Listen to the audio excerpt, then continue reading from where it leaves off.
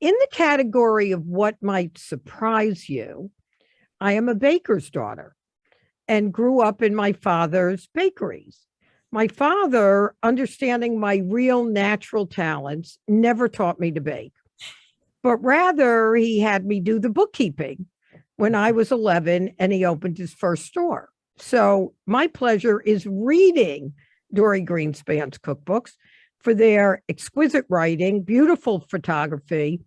Plus, they bring me back to the seductive aromas of the bakery and the pure pleasure my father had in experimenting and then having us marvel at an even more delicious version of a Danish or a tart or a brown derby cake. But Dorie's new book, Baking with Dorie, Sweet, Salty, and Simple, is now making me think I can bake. So this is 30 years that Dorie's been a cookbook author. This is her 14th book. And there's a reason she's won 5 James Beard Foundation Awards and has won Cookbook of the Year awards and writes regularly for the New York Times. It's because her recipes work. It's because they're beyond delicious. Her instructions are clear and her writing is fantastic. I own all her books. And as I said, this one just might get me baking. And for her gazillions of fans, there is plenty new and refined and fabulous. It is my total pleasure to welcome Dorie Greenspan to Just the Right Book. Wow. Thank you. Thank you, everyone, for coming. Roxanne, if I thought that I could be responsible for baking, no, but we're going to have to work on this. We'll see. We'll see. Oh, okay. So one of the things that, we or I often hear, and I'm curious if it's an old wives' tale, is that baking is less forgiving than cooking. Yet when I read your cookbook, there's sort of a playful quality that you have to baking. So is it an old wives' tale or is it true? It's true-ish, in that you have a lot of room for playing around in both cooking and, surprisingly, in baking. And I think that I was talking to Rex Martin, who was my editor for many years, and we were talking about recipes and how we always think of baking recipes, as you said, as being very precise, and I think they really need to be, and somewhat unforgiving. And yet, when I hear from bakers and I hear what they've done and the mishaps that they've had, and yet they've ended up with something delicious, I think there's all around the edges, there's like wiggle room and there is forgiveness. And I also, along with, is it unforgiving? People say baking is harder than cooking. And I think baking is easier because if you have a good baking recipe, you follow it. With a cooking recipe, it's like one judgment call after another. And my favorite thought is that whole thing about a steak should feel like your palm. I mean, really? With baking, you follow the recipe, you make something delicious, and then you can play around. You can change the flavors, you can change the shape, you can change the size, you can put a different icing on it. I think baking is play aroundable and playful. So Dorie, that makes me think of something different. So I don't generally bake or cook, but like many people during the pandemic, I did a little bit of both. And I was surprised at how meditative I found the process of doing it. Like I made a banana bread. I shouldn't even say I made a banana bread. Of course you should. Of course you should. Yay for you. But the question I have for you is the pleasure or what goes on in your brain different when you're cooking versus baking? So I think so. I think I hadn't thought about it as cooking versus baking, But but now that you say that, I think it could be different because for the most part, baking is a slower process. Mm, And what I tell people who say, I don't know if I can bake, I want to start, what do I need to be a baker? I usually say patience. And I mm. usually say, find pleasure in the process. Find pleasure in measuring out the ingredient. I mean, I think the ingredients are beautiful when they're measured out. I just think the raw ingredients are beautiful. The way ingredients are transformed as you're working. I do find it meditative, and I think it's possible that baking can be a more meditative activity than cooking.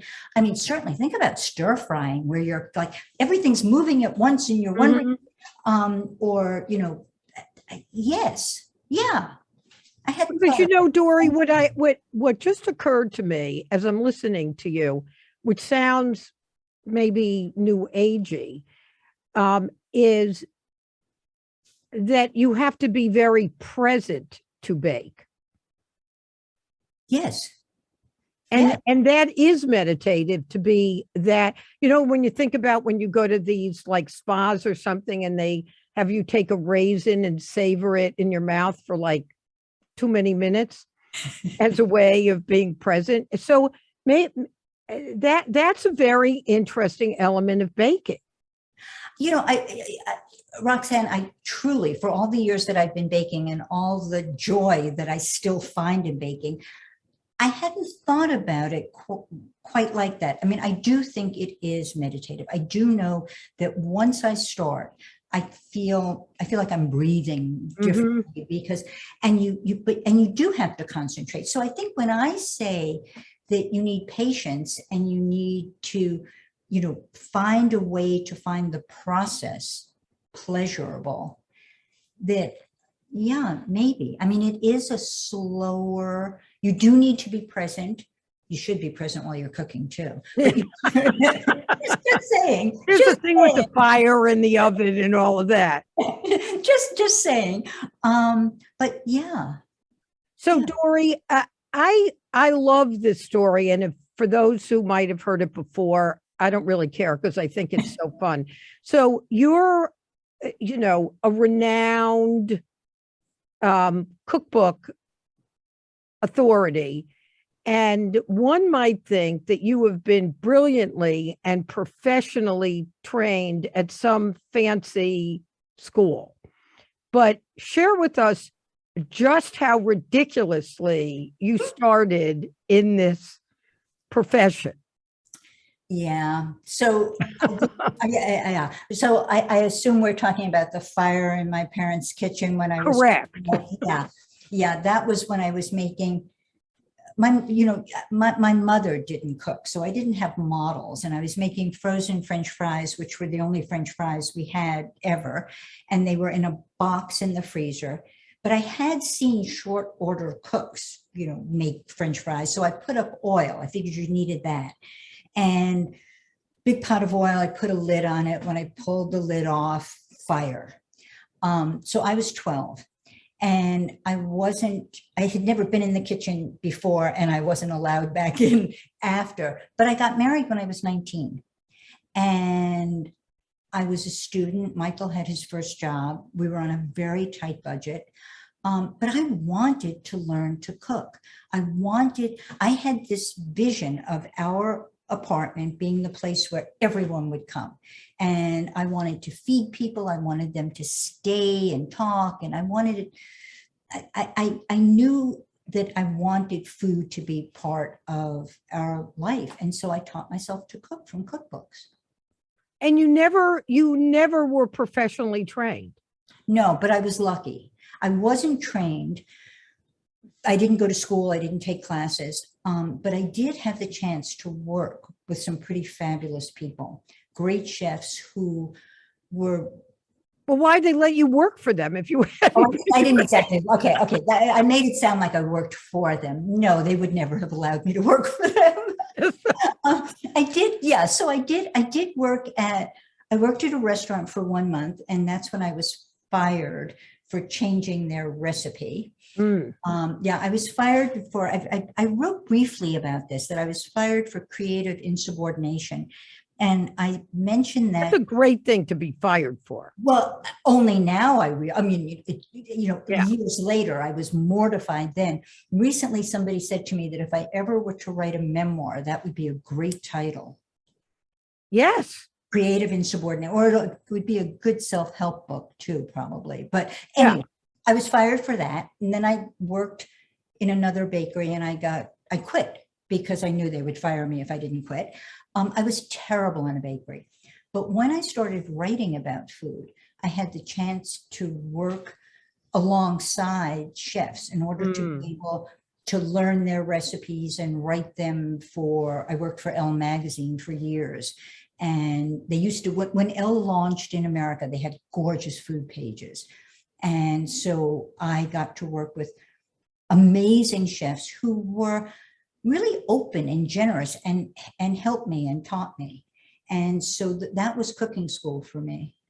All right. So cooking school for me. Here's one of the things in the cookbook that I really want you to help me understand that I could figure out how to make it, and anybody else who's starting out in baking.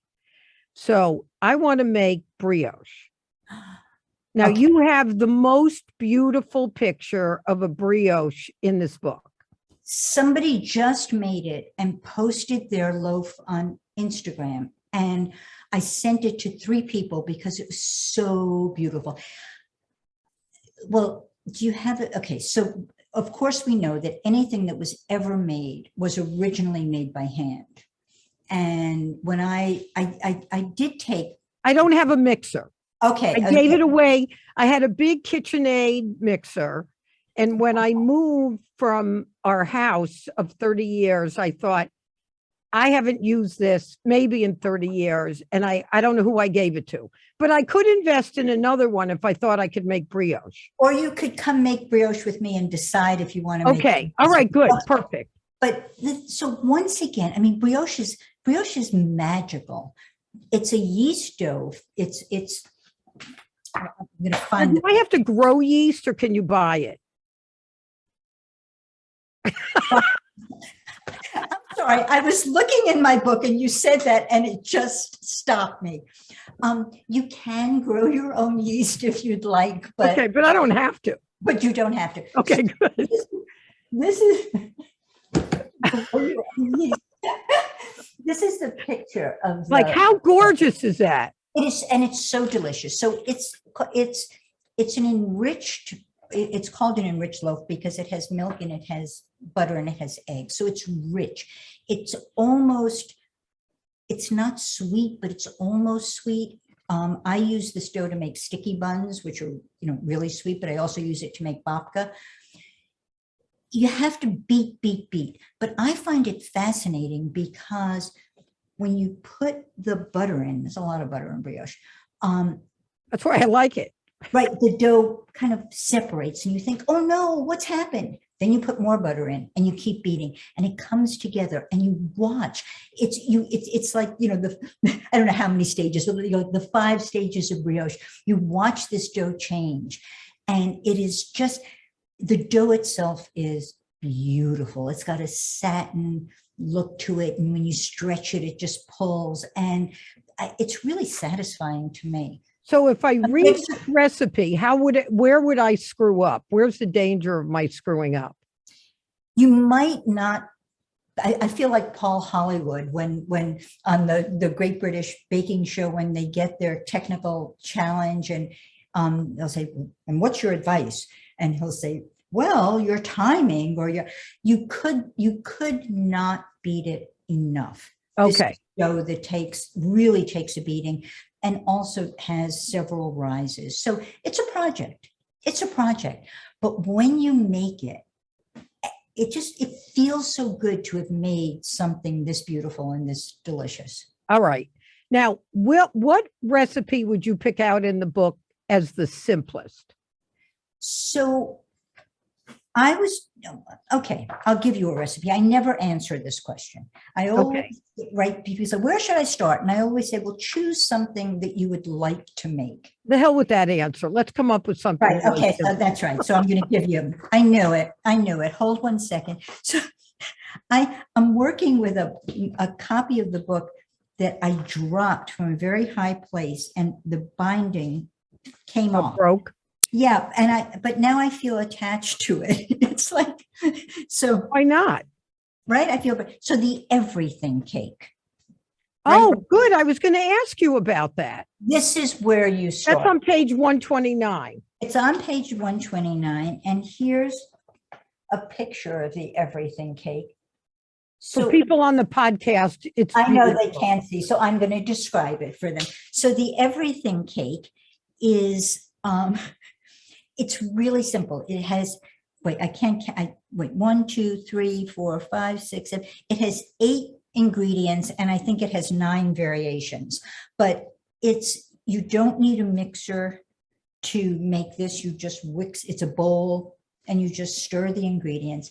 It's a very plain, but comforting cake that can be just played around with. So in the book, the picture has pieces of tangerine, but you could put apples, you could put some booze in there, you could put some dried fruit, you could put berries, you can take tea and mash it between your fingers and add it to the, Roxanne, if you make this cake could keep you going for months. You could keep changing it all year. Fabulous. This could be your signature. Yeah, I'm looking for one. Right? This is your house specialty. Okay, I'm on it. So, Dory, in your introduction, speaking about the book, you talk about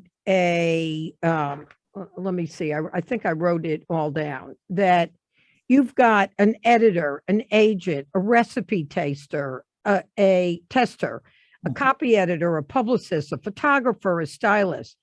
So when you come up with a new cookbook, so one question is, how do you come up with a new cookbook? But do you meet with the whole team at the outset and say, here's what I'm thinking? Do you start putting it together? How does this army of people end up producing this cookbook? And boy, it takes an army. You know, everybody, the expression is it takes a village. I think it takes, like a major metropolis. There are so many people who have important roles in a cookbook. But for me, it starts here in this kitchen alone. And it's an idea. And then I talk to my agent, and we've been together for 20 years, David Black, and we talk about what this idea could be. And he always says to me, you're really excited now. Will you be excited 3 years from now after having worked on it for 3 years? And it is, the idea has to be sustainable for, I work very slowly. So it's got to be an idea that will hold my interest for years. So I work, then there's an editor who buys the project, who may or may not be in touch with me until 3 years later when I turn it in. But so I work primarily alone. I work here in this kitchen. Here's my notebook. I work in pencil and paper. I write everything down. When I think I have the recipe just right, I send it to Mary Dodge, who lives in Madison, Connecticut. Mary's been my recipe tester for 10 years and maybe more. And so I send the recipes to Mary and she tests them. And then we go back and forth with what changes need to be done. Then it goes to the editor who edits. Then it goes to the copy editor who copy edits. And it's at that point that the metropolis comes into assembled. Yeah. So then it's photography. The photography is done after the manuscript has been written, submitted. And so it's the photographer, the food stylist, the prop stylist. Then it's the art director and the book designer. The photography is extraordinary in this book. Rebecca Marks, who writes for Eater magazine, did a review of the book, and she called the photography relentlessly gorgeous. Mm, that's lovely. And so the team that did the photography, I knew it was Mark Weinberg who did the photographs, and I had met him on a shoot for Yankee magazine and knew I wanted to work with him. Samantha Seneviratne, who did the food styling, and I had two of her books and loved her work, two of her own cookbooks. And then Brooke, whose work I knew from Food 52, but I'd never met her. And Sam had an assistant, Laura, but the photographs were done, Laura Manzano, the photographs were done during COVID, pre-vaccine, in the really before times. And so I couldn't be in the studio with the team. They photographed, and they had a very lean team. Only Sam had an assistant.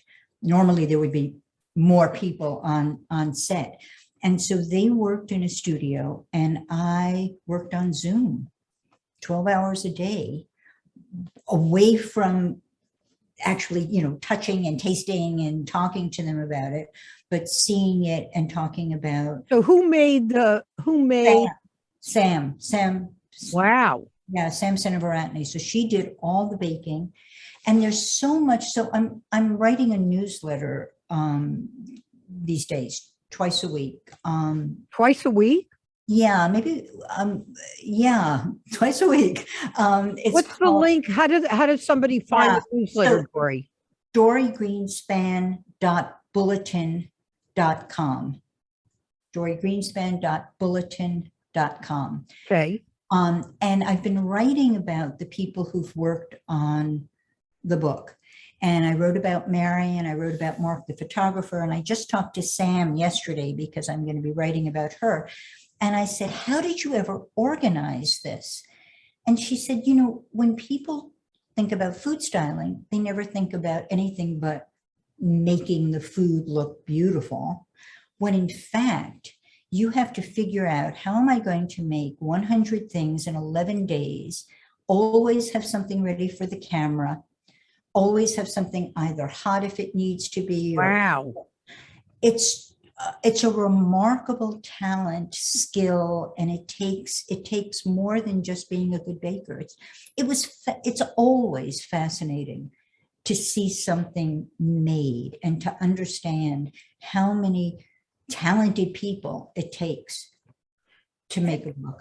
Dory, so you had mentioned earlier about that it takes place right there in the kitchen. One of the things I was thinking about as I was preparing, it's always cracked me up that you live in Westbrook, Paris, and New York. Yeah. Now, we've been in a pandemic for a year and a half. Have you been to Paris during that time? So, yes, but only recently. So Michael and I went to Paris, actually the whole family went in June. And it was exactly 500 days between the time that we left our Paris apartment and returned.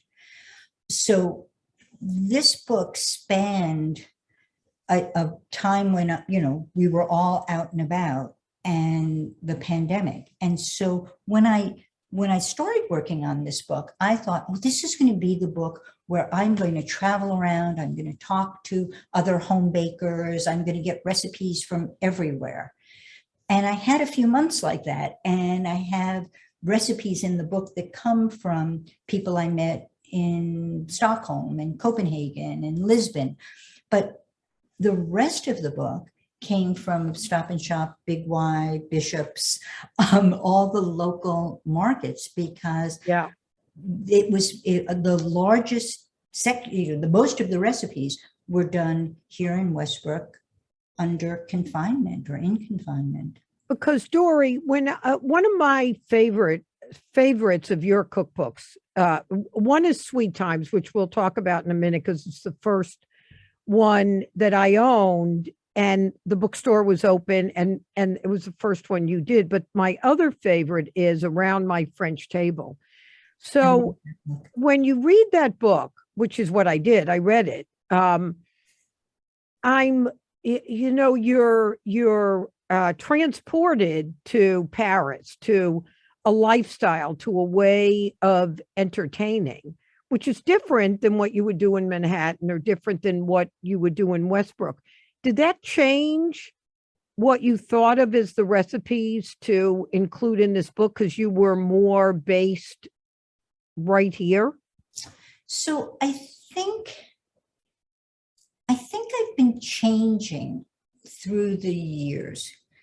I've what what I like to eat, what I like to make, what I like to share with friends has just gotten simpler and simpler and simpler. So Mhm.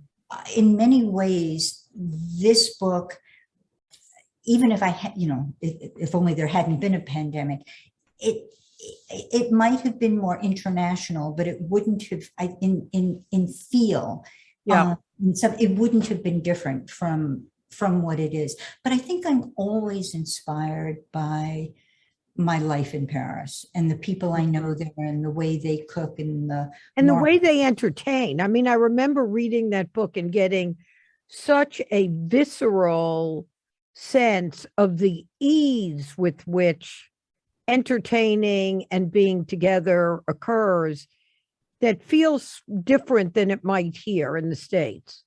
it feels so I don't I so I'm in Paris, obviously less than I am in America.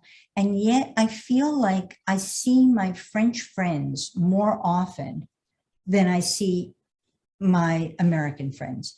There somehow the days in Paris seem longer. There's Mhm. more opportunity to get together. I don't know whether that's because you can just meet for a drink in a cafe more easily than you can here. But I never, you know, get in touch with somebody and say, come for dinner. And they look at their calendar and say, yeah, 6 weeks from now, I have an opening. Mhm. All of this, Yeah, of course, you know, we didn't have this during the, without the pandemic. yeah.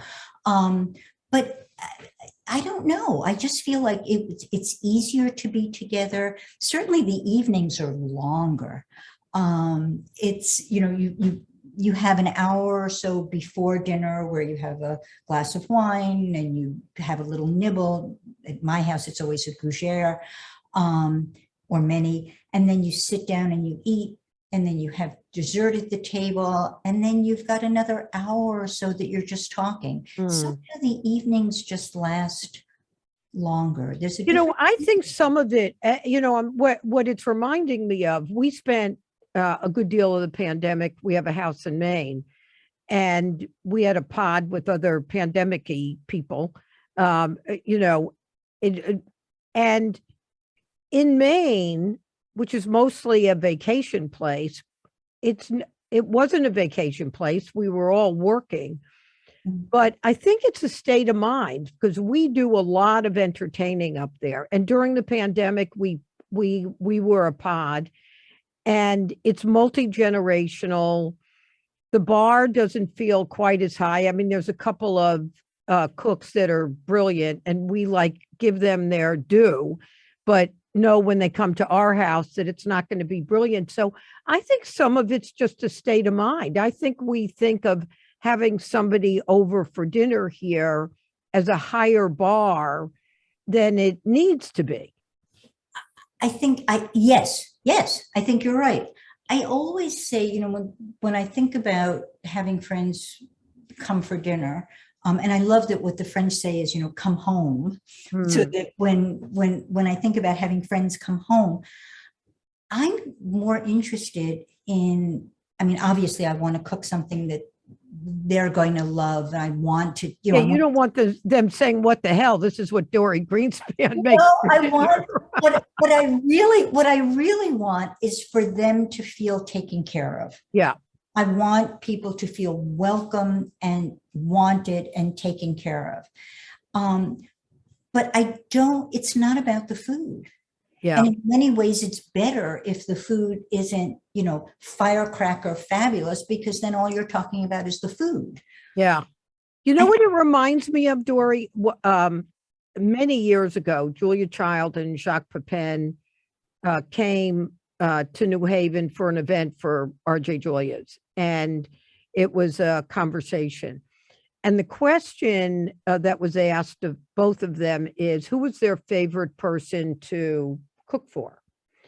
And I don't remember who Julia Child mentioned, but I vividly remember what Jacques said. And Jacques said, which I think is just a beautiful way of thinking about it, that he considered cooking an act of love.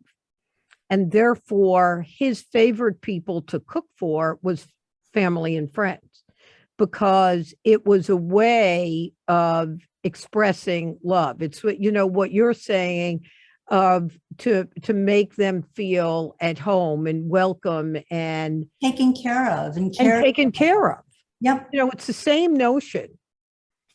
I mean, I obviously, I want to feed my friends and family the best food that I can. I also love to experiment on them. So it's, it gives me a chance to play in the kitchen when I have people coming. But the most important thing is that sense of people being together, being happy to be together, and having a chance to really talk to one another. Now, did Josh and his wife and your adorable new granddaughter pandemic with you? So our adorable new granddaughter pandemicked with us because Linling, our adorable daughter-in-law, was pregnant. So Gemma was born. They stayed with us. They lived with us for about 5 months or so. Oh, wow. Yeah, so it was a very exciting summer. My manuscript was due last July 31st. So the kids left about July 15th, turned the manuscript in the 31st, and Gemma was born August 6th. Mm. So they went back because, of course, you don't know when a baby's going to decide to pop out into the world. Yeah. And so, yeah, they were with us. So in a way, I mean, I was feeding our family and feeding the baby, which was beautiful. Pretty great. So at the risk of being accused of not paying enough attention to the cookbook and the recipes, I have a couple of I have questions that people have submitted for me to ask. And then I have this question before I ask their questions. This is recipe related. Is it a sin to buy pie crust? Does it make a big difference? Okay, so I was thinking about this yesterday because I was. It's not a sin. I would rather that somebody buy a pie. If buying a pie crust makes the difference between having pie and not having pie, buy a pie crust. Okay. Right? So but is there a but? But I've never found, and if anybody knows of a store-bought pie crust that's delicious, just, let me know. They don't bake, they bake up more like they hold the more brittle, right? They don't have much flavor. And I really believe that the pie crust, that a tart shell is more than just the thing that holds the filling. It's its own component. It should have great texture. It should have flavor. So it's not a sin, but boy, it's nice if you make your own. But you know what? It made me think of one of your recipes that I want to try is called apple pan dowdy. That you could make if you've never made a pie. Because there's no crust at the bottom. There's no crust at the bottom, so it's which I liked. So this is a perfect one for you. And okay, all right, good. Everybody else. So a pan dowdy is you make it in a pie dish, but there's no bottom crust. So it's almost as though you were making a crisp. And instead of putting a streusel topping on, or plum topping, you take pieces of pie dough. And this was probably created to use scraps, and you just put them on all higgledy-piggledy. You do them in triangles, right? I did them in triangles, but you could just do them in just like pieces. Just like cut out. I could do circles. You could do a circle. You could take a cookie cutter away. I know that people who are listening to the podcast won't see it, but those of you who are here, it's a little shiny. That's a beautiful pandowdy. Yeah. It's not, it doesn't need to be beautiful. And for this, if you wanted to take store-bought puff pastry, let's say, roll it out, cut it into pieces, put some sugar on top. It's a great dessert. All right. So here's my next question. This person is interested in knowing if you have any rules of thumb for prepping ahead or freezing baked goods, like what can be frozen, what can't, and how far in advance can various items be made? So in Baking with Dory, I have instructions for storing. So I tell you, if you can make something ahead, if it can be frozen. So many things can be frozen, and some things are even better when they're frozen. You can make pie dough ahead of time and keep it in the freezer. I have a whole cocoa cranberry Linzer torte in the freezer. It can go in, it's unbaked, and I'm just going to bake it from the freezer. Biscuits, the little cutout, the dough for biscuits can be frozen and baked straight from the freezer. Cookie dough. There's the Your freezer. little cheese balls you keep in. I was just going right? to say the gougere. Yeah. So I double the recipe. I make about 100 gougere. I scoop them out with an ice cream scoop. I don't pipe them. And when they're frozen, I put them in the freezer, and they all kind of stick together because I scoop them very close to make room for all of them. Separate them, put them in a bag. And then when company's coming, or when you would like something lovely with a glass of wine, you just bake them straight from the freezer. So I do give instructions, and baking is really, if you do it right, if you pack your, really wrap everything up well, things can stay for about 2 months. Okay, here's another question. So many people are avoiding gluten these days. Does that make baking more challenging, or does it challenge you, push you to try new ingredients?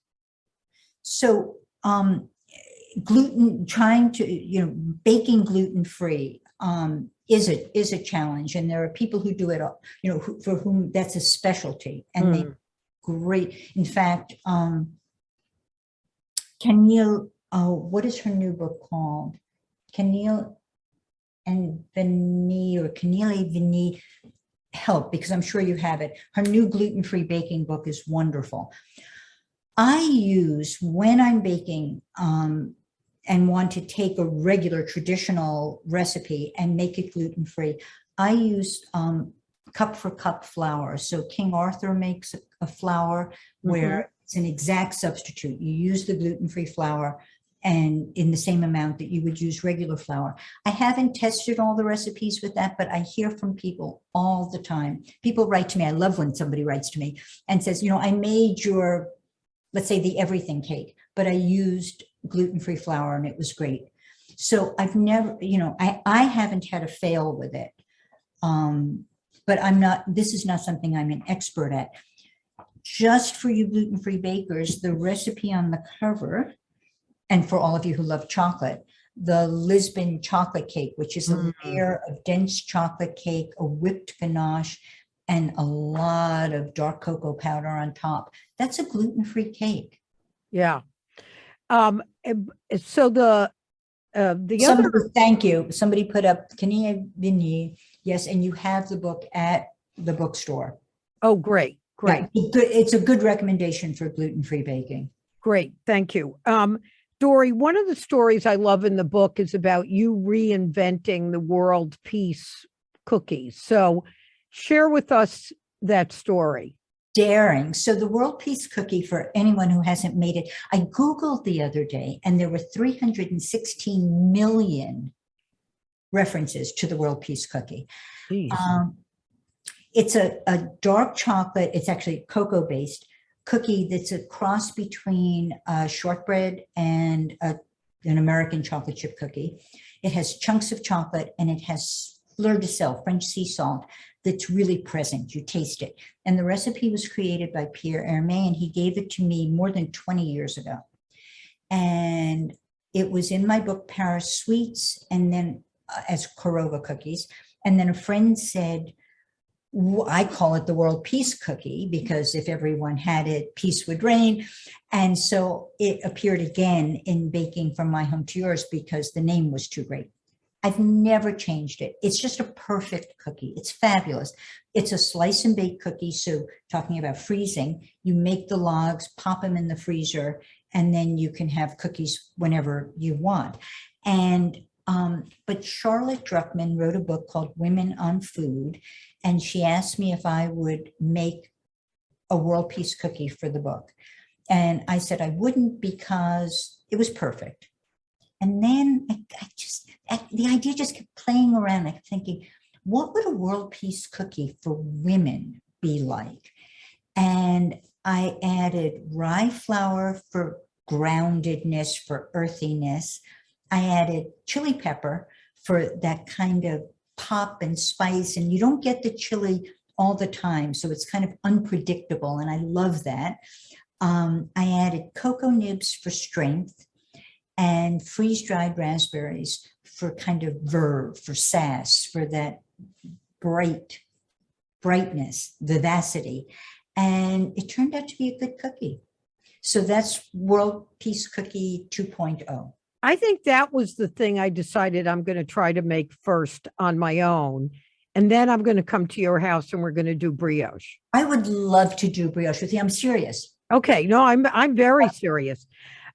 So here I'd like to close with this. And first I'm going to read something that one of our listeners sent in and then ask you a question. So I think it's a woman, but it might not be. She wrote, I'm so looking forward to tonight's event with Dory. I don't have a question, but I want to let you and Dory know how much Dory's cookbooks meant to me and my family over the last couple of years. I have a 12-year-old daughter who likes to bake. So at the beginning of quarantine, I got some of Dory's cookbooks for her. My daughter and I worked our way through many of the recipes. It was the highlight of our time in lockdown. My daughter is super social, and it was hard for her to learn at home alone for half of 5th grade and all of 6th grade. The thing she looked forward to the most was baking. She would get so excited to decide which of Dory's recipes we would try next and take such pleasure in following the recipe and seeing her finished product. Our whole family enjoyed all the cookies, pies, and cakes she baked over the past 2 years. Of course, I had to take up working out, but it was well worth it. We pre-ordered Baking with Dory and look forward to working our way through it too. And not only is that lovely, It's so lovely. but it also reminded me that a fun way to bake or even to learn to bake is to do it with your child. But the other thing that it really made me think about is, teenagers don't necessarily love talking to their parents.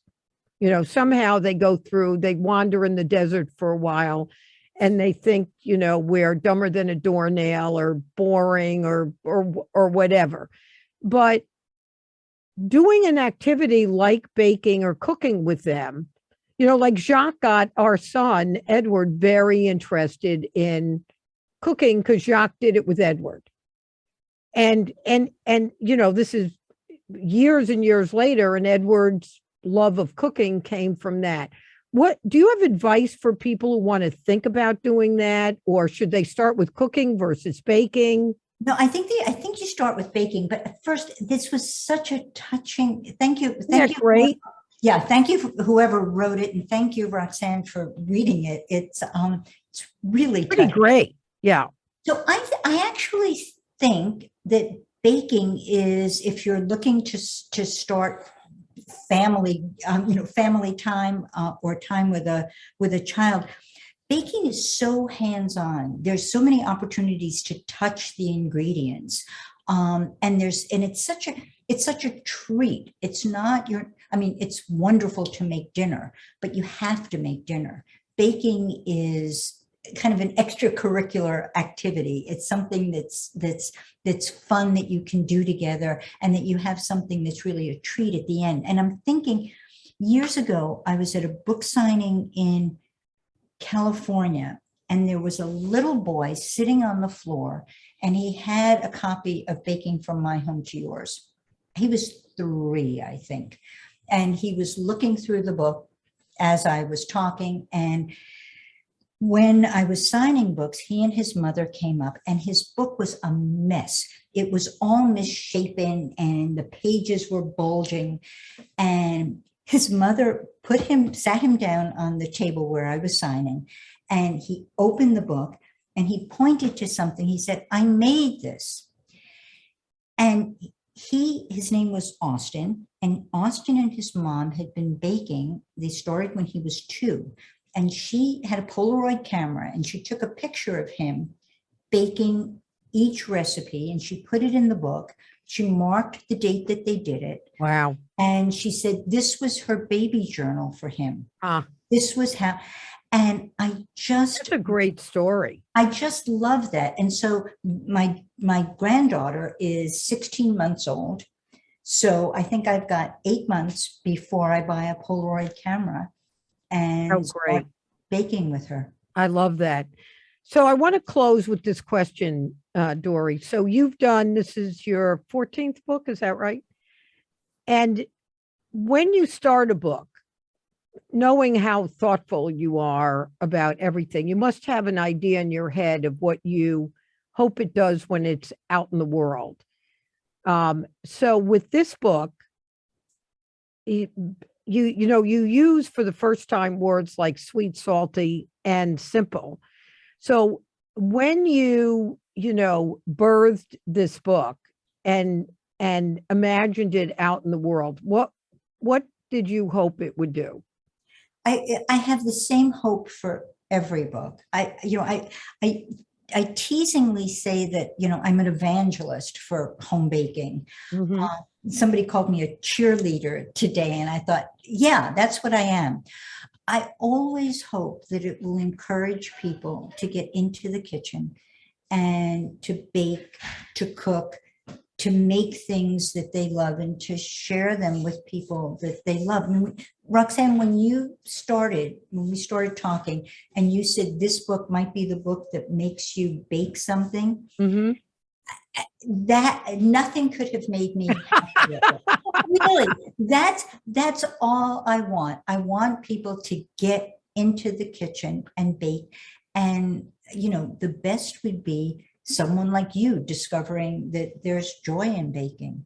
Well, my father, if I start baking, my father, God bless him, will be laughing up there somewhere in the ether that his daughter that he thought was hopeless as a baker would be baking that way. Even the idea of that, Dory, as you said that, even the idea that would make my father either, metaphorically or literally smile that I was baking would be enough to motivate me to bake.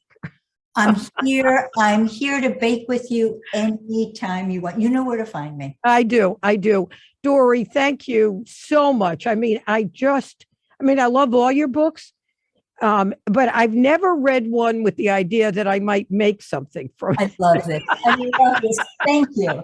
All right. Thanks so much, Dory. Happy holidays. And to you and to everyone who's here. Thank you. Okay. Thank you so Be much. well. You too.